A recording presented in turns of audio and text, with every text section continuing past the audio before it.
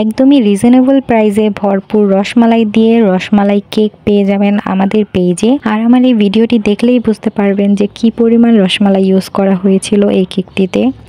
আর এটা ছিল আমার একটা অর্ডারের কেক।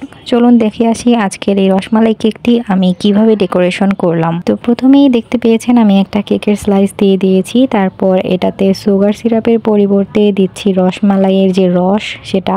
আর ভিডিওতে দেখলেই বুঝতে পারবেন যে আমি কি পরিমাণ রসমালাইয়ের রস ইউজ করেছি এটাতে। তারপর আমি এটাতে একটা ক্রিমের লেয়ার দিয়ে দিলাম। তারপর আমি এটাতে দিয়ে দিলাম একদম ভরপুর রসমালাইয়ের মিষ্টি। আর আমি যতটা সম্ভব হয়েছে ততটাই দেওয়ার চেষ্টা করেছি। আর এটা তো ছিল শুধু প্রথম লেয়ার, একইভাবে আমি তিনটা লেয়ার করেছি। তাহলে একবার চিন্তা করেন কেকটা খেতে কি পরিমাণ টেস্টি হবে। একইভাবে কেকের সেকেন্ড লেয়ারটাও দিয়ে দিলাম। তারপর এটার উপরে রসমালাইয়ের রস দিয়ে দিচ্ছি অনেক ভরে ভরে। তারপর এটার উপরে দিয়ে দিলাম ক্রিমের একটা লেয়ার। তারপর এটাতে দিয়ে দিলাম রসমালাইয়ের মিষ্টিগুলা। আর এটাতেও একদম ভরে ভরে দিয়েছি যতটুক দেওয়া সম্ভব হয়েছে একটা কেকের জন্য।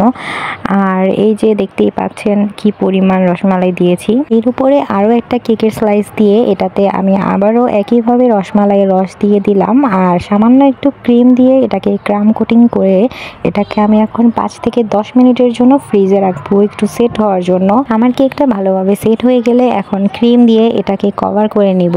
এখন একটা স্ক্রাপার দিয়ে আমি সাইডটাকে ভালো করে ফিনিশিং দিয়ে নিব। আর আমি আমার পেজের কেকগুলা শুধুমাত্র নারায়ণগঞ্জেই হোম ডেলিভারি দিয়ে থাকি। এছাড়াও অনেক জায়গা থেকে অর্ডার করার জন্য আমার কাছে মেসেজ আসে কক্সবাজার, টাঙ্গাইল, কিন্তু আমি আমার কেকগুলা শুধুমাত্র নারায়ণগঞ্জেই হোম ডেলিভারি দিয়ে থাকি। আর এই তো আমার কেকের ফিনিশিং দেওয়া একদমই হয়ে গেছে। এখন আমি সাইডে একটা জিগজ্যাগ ডিজাইন করে নিয়েছি। তারপর উপরে একটা স্টার নজল দিয়ে আমি কিছু ফ্লাওয়ার করে নিতেছিলাম। এখন কিন্তু আমার কেকটা দেখতে আরও বেশি লোভনীয় লাগতেছে। আর আমি সেম নজল দিয়ে নিচেও একটা বর্ডার লাইন দিয়ে দিলাম। আর আমার এই কেকটা যে একটা রসমালাই কেক সেটা কিভাবে বুঝবো, এটার জন্য তো উপরে কিছু রসমালাই দিয়ে ডেকোরেশন করতে হবে। তাই আমি প্রত্যেকটা ফুলের উপরে একটা করে রসমালাইয়ের মিষ্টি দিয়ে দিতেছিলাম। আর এখন কেকটা দেখতে আরও বেশি লোভনীয় লাগতেছিল।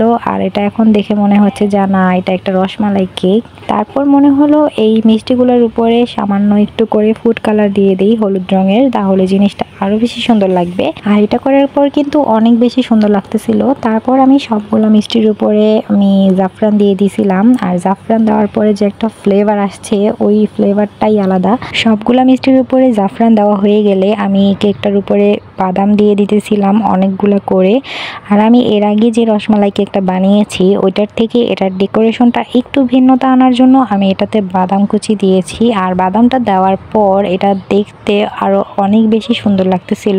আর এই তো বলতে বলতে আমার রসমালাই কেকটা একদমই রেডি হয়ে গেছে। আর এটাই ছিল আমার আজকের কেকের ফাইনাল লুক। আর আমার কেকটা দেখতে কেমন হয়েছে সবাই কিন্তু অবশ্যই কমেন্ট করে জানাবেন। আর অর্ডার করতে কিন্তু একদমই ভুলবেন না। সবাইকে আল্লাহ হাফিজ।